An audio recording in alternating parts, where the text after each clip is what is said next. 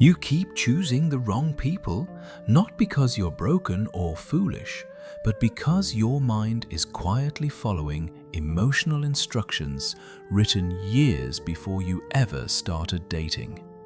And these instructions shape every attraction you feel without asking for your permission. People don't talk about this, but attraction isn't random. It's a mirror of your emotional history, and until you understand that history, your choices will repeat themselves with painful accuracy. You aren't drawn to what is healthy, you're drawn to what feels emotionally familiar, even if what feels familiar once made you feel small, unseen, or unsafe. When you meet someone who gives you chaos, inconsistency, mixed signals, or emotional distance, your brain doesn't run away. It says, "I know this feeling," and that recognition pulls you in. Not because it's good, but because your nervous system learned that love feels like uncertainty. So now, when someone treats you with steady kindness or clear effort, you feel uneasy, almost suspicious, because your system does not know how to exist without tension. You may think you're choosing different people, but you're actually choosing the same emotional experience wearing new faces. You're not attracted to the person, you're attracted to the pattern. And that pattern was built in subtle ways. The parent who was physically present but emotionally absent. The caregiver whose love depended on your performance. The environment where affection only came on good days.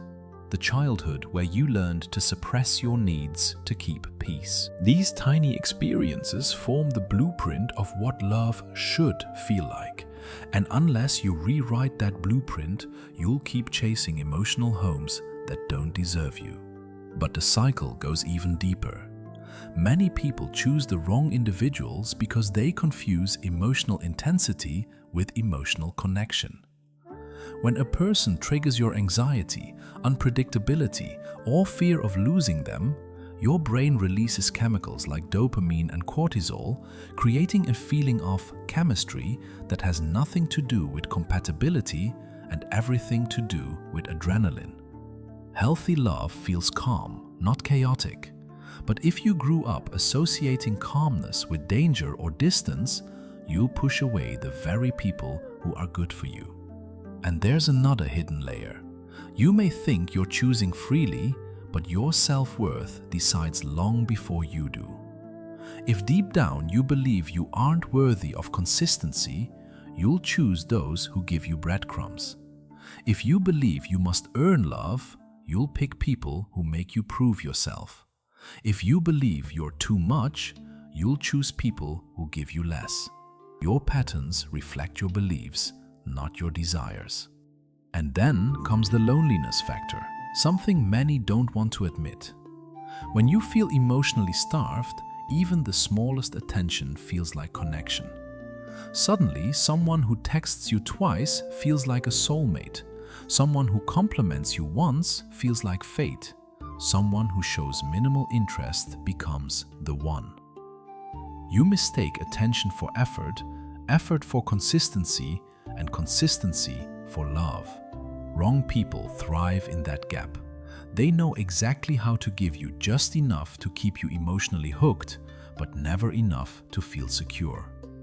And because your emotional hunger is loud, you overlook red flags your rational mind would normally catch. Another reason you subconsciously choose the wrong people is because they offer you a familiar emotional role. Maybe the role of savior, fixer, healer, caretaker, or peacekeeper. If you learned to earn love by helping others, you'll be drawn to broken people you can fix. If you learned to stay silent to avoid conflict, you'll pick people who silence you. If you learned to chase affection, you'll choose people who pull away. These roles make you feel needed, but being needed is not the same as being loved. And here's something most psychology channels never talk about. Sometimes you choose the wrong people because you're addicted to the emotional high of uncertainty. Consistent love feels too slow. Healthy love feels too quiet. You think something is wrong when nobody is hurting you. That's not intuition. It's trauma trying to stay alive. And then there's the fantasy factor. You don't fall for who someone is. You fall for the version your imagination designs. You see potential.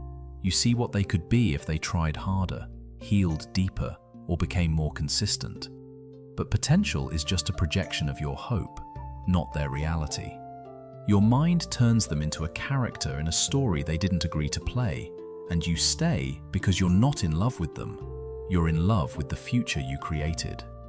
But the biggest reason of all, the pattern you truly don't see, is that you've never paused long enough between relationships to see the pattern clearly.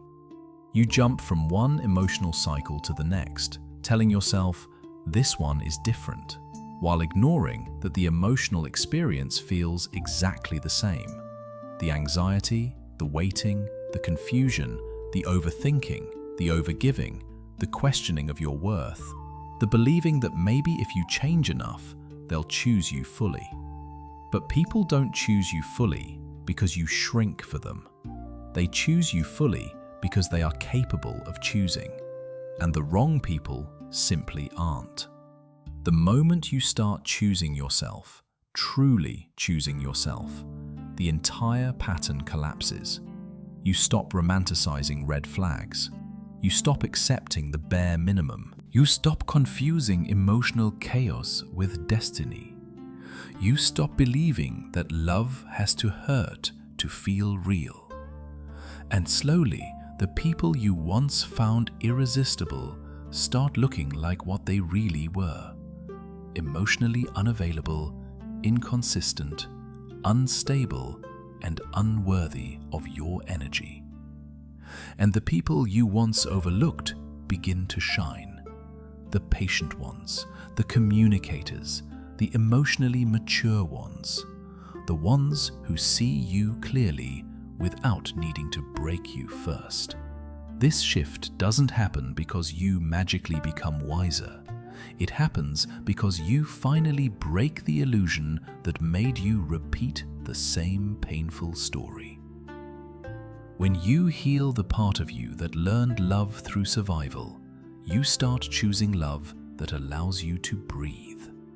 And the moment you truly understand this pattern, the moment you see it without denying it, you will never again choose the people who keep you small. You will choose people who make you safe. You will choose people who show up. You will choose people who match your healed self, not your wounded past. And that is the moment your entire love life changes. Not because the world changed, but because you finally did.